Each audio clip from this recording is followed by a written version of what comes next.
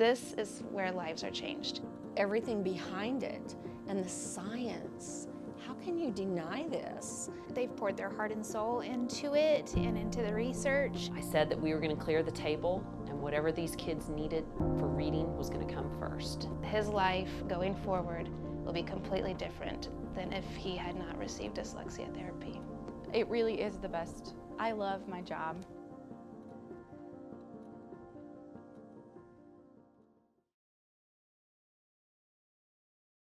Listen to the word instead.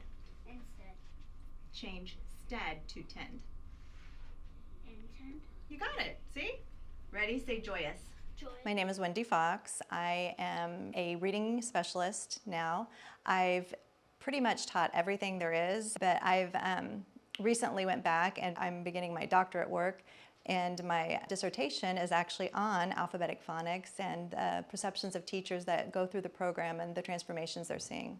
So what started is we have a lot of great teachers. There is not a weak link in our building. We are very strong in literacy. We have, like I said, excellent teachers. But we knew there was something missing because we felt like we were constantly searching for things. Like we still had something that wasn't quite there. And we felt like we never could check it off. Like, you know, we did this, now we're ready for this. There was no system to it. So we took some diagnostic testing to get data on where our kids were at with reading, and one of the students, I won't say their name, but one of the students came up to me practically in tears, and they were saying that I can't understand what I'm reading. I don't know. I can't answer the questions. I'm not sure. My name is Matt Weller. I'm the principal at Lincoln Elementary. Prior to alphabetic phonics, we were using a core curriculum and then also using the intervention portion of that curriculum together. And what we found was we were kind of beating a dead horse with kids who weren't understanding the core curriculum by trying to shove it down their throats more in intervention. And for some of those kids, it just didn't work. I think it was pretty eye-opening to our staff that, you know, 1 in 4, 1 in 5 students can be dyslexic, and so we wanted to make sure we were doing what we could to support our learners and our staff, because I think there's so many of us as teachers who want to know more and do better. And so we had advocated, several of us, to have training to help us better educate these children and give these kids what they deserve, which is to read. Jacqueline Fitzemeyer, our curriculum director, started looking into different programs with Mr. Nelson, our superintendent, about the best way that we could support our students' needs. We were noticing some decline in some of our screening data with our students. Maybe not so much as a decline as just not getting over that hump. So we were getting to a certain percentage of our kids, they were making progress, and we just had a group that they just couldn't, and they weren't making gains. We dove a little more into what was kind of going on, and also at the same time a lot more research was coming out about the science of reading. We really looked at all of our interventions we were doing with our kids, and we felt like we had 10 different things going on, and we wanted to really dive in and pick something that we felt was intentional and purposeful to meet the needs of our kids. In researching, we found that the alphabetic phonics program was exactly what we were looking for. Our district said, we have found some funding. Is this something that you guys are willing to do? And honestly, there were a couple of us that were just like, oh, that's a lot of time and a lot. But once we got into it, we were like, yeah, this is what we need to be doing. This is what everybody should be doing. How many bumps does it have? 3. It has 3 bumps. What did our N have when we did N? 2 bumps. It had 2, that's right. Okay, so let's erase. And we're gonna do a big one here. Okay, watch closely. Push up, over, down, up, over, down, up, over, down, release. All right? My name is Michelle, and I have taught for 33 years. I feel like I have a lot of reading experience. I have my master's in reading and thought, boy, I was just a great teacher, but then when alphabetic phonics was introduced to me, then I knew that I still had a lot to learn, and we gave it some thought, and I said, yes, I want to do this. It's something that I could do to help the kids here at Lincoln, and then eventually maybe my grandkids might need something, or I just felt like it was a good knowledge to have. My name is Jennifer Swihart, and I have taught for over 20 years. I just switched jobs. I taught second grade for 16 years, The position of reading interventionist opened up, and I prayed on it. I really thought about it. I'm like, I think this is for me. The last few years, we've had a reading curriculum that really wasn't working. So I've been floundering. And I told him, I don't know. I don't know what to do. I feel like I'm pulling from here and pulling from there. We don't have a phonics curriculum. We don't have, and I'm not reaching every child. And I really just have felt not the best teacher. So when he gave me this opportunity and I went to training, I'm like, this is it. Okay, so here's your word. Slug. Slug, say it. Slug. Go ahead, put it right in the center of your paper. My name is Chris Galindo. I've been teaching for 32 years. My husband was military, so I taught for 15 years in different places with the Department of Defense. This position came open and I had asked for it several times because I love reading, but then it just wasn't meant to be, and then they said, we're going to try a new program, alphabetic phonics. The curriculum director said, I think this will be perfect for you because it's very structured and it seems that you would be a perfect fit for it.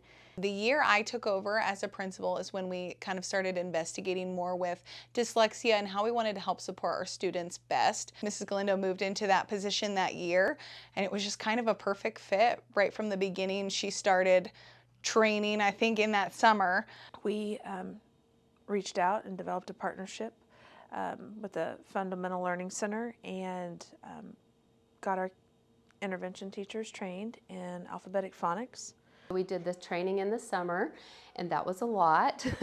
I think Michelle and I both looked at each other and said, what have we gotten ourselves into? It was a lot. So the training is intense, that is for sure. The first few times we were doing some of the training, they were on Zoom, and I was going into the buildings, and they had that look of exhaustion on their face. But I looked at them and I said, is this worth it? And they said, this is going to be amazing for our kids. Even at first, I thought this was how every child should be taught. You know, I love the systematic and the schedule and the all of the parts to it that we did not have in any curriculum that I've ever taught. The best training I've ever had in my entire teaching career. Sometimes just training is not always very productive. You come across with not really gaining a lot that you can take back to your classroom. This training was a lot of hard work. Like also probably the hardest work I've done in years for training, but so very valuable and beneficial with the kids. We didn't train them to do this for 30 minutes of their day. We knew we were going to have to come back and be flexible so they could see kids throughout their day and work as a team. So it was about just getting that support around that group of people. Essentially, we have small groups, kindergarten all the way through third grade, who are getting these interventions every single day with our intervention teachers. And what we found is that our data on these kids is showing great results. We've been very happy with it. One, because of the dedication of our teachers who are doing it. Two, because I believe in the program and I believe in the people who are teaching the program to us.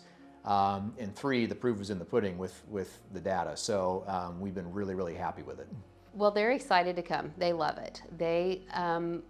They feel special because they get to come, and the other kids are saying, why can't we go to Mrs. Capel and get to do this program and learn how to read? And at the beginning, it was interesting because they had never done this. Like, we're teaching them the routine. They have to learn that this is how we do a linkage and this is how we feel our voice. These kids did not know what voiced was. They didn't know, some of them, even in second and third grade, didn't know what a consonant and a vowel was because that's not how we've been teaching them. And so, at first they were kind of like, what? But They love the feely bags. They love, I mean, there's this part, and that is what I think I really enjoy about it, is they know the schedule. So they know, is today new learning? Do we have a feely bag today? I mean, they just know what's coming, and that anticipation of learning is really wonderful to see their eyes light up when they see me pull the feely bag out, and they're like, oh, and we're talking 8, 9-year-olds. They still get excited about learning. When I go into their classroom and observe them, that's not always the case. We talk about that a lot. What can you do in your classroom? Because I know they don't feel great when they go back. One of my students yesterday called himself an idiot because he can't read, and but I said, yeah, you can. I'm sorry. Sorry. Yes, you can, and he did, and we sat there and I helped him. I think these kids have to learn that they can do things, they can do hard things. We do stuff on their level, and they're challenged, but they do not feel worried that they're not going to be able to do it. They know they're going to be successful in my room, and teachers in the classroom see behaviors of like, oh, that so-and-so did this, or they're acting out or whatever, and I said, I just don't see that in my room because they're feeling successful. I would say our homeroom teachers, I think as each year is going by, they are gaining more understanding of what these teachers, the knowledge that they have. What I saw last year was, I'm supportive of you, here you go. And now it's, wow, that's having an impact on my student. What can I do now to help support that too? My name is Kayla Lang, and I've taught first grade going on 13 years now. What I've seen from start to finish has been, it's just a different way of thinking for these kids, and it's one of those processes that I wish we could put a whole bunch more kids in, because I feel there's a lot of kids that are dyslexic, or they reverse numbers and letters, and I just feel this is kind of a way to train their brain differently. I feel reading is just so important for the kids that they need to realize, you know what, if this is here to help them, we're doing what's best for kids, then please just let them pull the kids whenever it's needed, just because, again, that's what they need. There is a pretty good base knowledge of what this program is. I have a lot of big supporters. My first group has to give up their homeroom teacher, so I asked that teacher, and they said, yeah, just take them, because this is more important. Whatever you're teaching them, there's going to be deficiencies. They need to get what they're getting with their intervention teacher before they can really understand what you're trying to teach to them. We have a math curriculum that is very word heavy, and if they can't read the question, they're going to get stuck on trying to pronounce a word or trying to understand what a word means before they can even get to solving the math problem and trying to understand the math concept. Being a small building, we have the opportunity to work really close as a team. We wanted everyone here to be bought in on it because we think that that's going to be the most successful thing in any building, but especially in a small one. You want all of your teachers to be on board. So the first year, I saw some improvement. You know, we have to start from the square one, so I knew it was going to take time. This year, I'm blown away. I have my kids now for 2 years. They went from not meeting benchmark, in the red, critical, warning lights going off, you better do something now, to they are at grade level. They are, and we are a K through 3 building, so after 3rd grade, it's really hard, we gotta let go, they go to a different building, and I am confident they are ready to go to that next level. I do feel like he has gained confidence, and he's made gains this year, and it makes me happy, and I hope he will be leaving, 3rd grade. Of course, they go to Garfield, so I'm hoping he can continue this program and can be successful.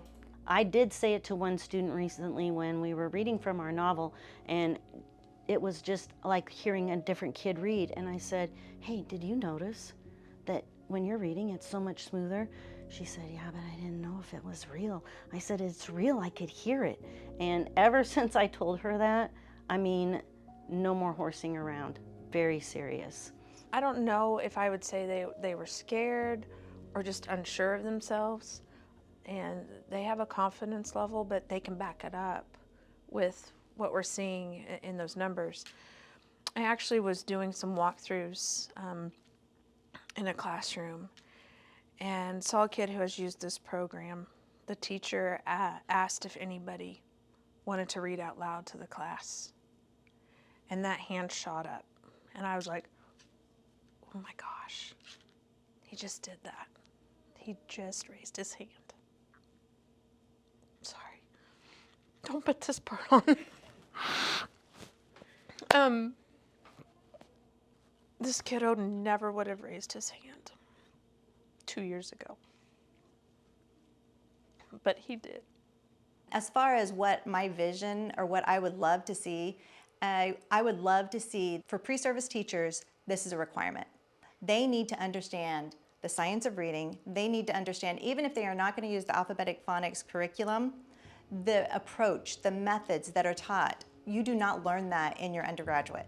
And this is what we need. If we want to make a difference in the world and get these kids reading, this is where we start. I know that the science of reading is proven to work. And so I think that alphabetic phonics goes right up that alley of that training for teachers. We've been really happy with it, and we're looking forward to what years 3 and beyond, where that takes us, because I know that we're just finishing up year 2 for a lot of our students. So we're excited to see that data, but then also about where they go from there. I would put our people trained in alphabetic phonics at the very top of knowing and understanding reading and how a kid needs to learn to read, how they can most benefit from their reading instruction. They're top notch, our group is. We're pretty blessed to have them. Yes, alphabetic phonics is an investment of time and resources, but it's worth it. And I have the data to back that, but I have the kids and their stories. And when I have heard their parents say, oh my gosh, my kid is changing, my kid is happy to read, my kid won't fight me to read, my kid is raising their hand, my kid is having books in their hands without being told, like, it makes it all worth it. So, that's what I would say to admin. Stop buying these big box curriculums that cost hundreds of thousands of dollars. Get your teachers this training. It will change lives. And if we want to change the projection of some of these children's lives, this is the way to do it.